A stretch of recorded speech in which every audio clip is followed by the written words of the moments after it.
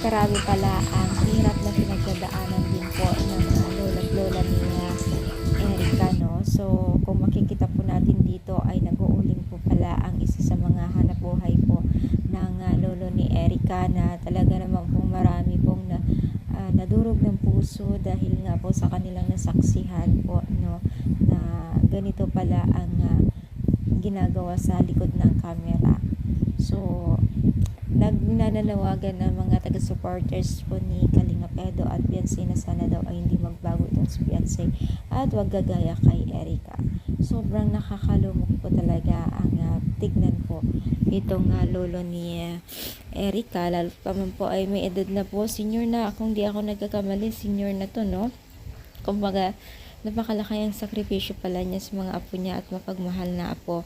Bagamat po dahil po sa laki or sa silaw ng pera ay tila tinalikuran na po ng magkapatid na si Erica at ang kanyang ate, no, dahil lamang sa pera. So alalahanin natin at muli natin na isipin yan na ang pera ay nandyan lamang at nauubos din yan.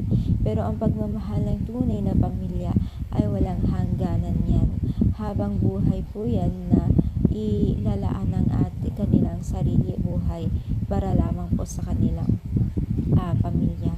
Pero syempre hindi naman lahat ng tao ay pare-parehas. Maaaring minsan talaga yung ibang tao dyan ay nasisilaw talaga ng sasalapi, pero may kaakibat din po yan na hindi po kagandahan, diba? So gaya na lamang po dito ay maraming nagsasabi na ang pera talaga ay may hangganan din po ang pagtulong.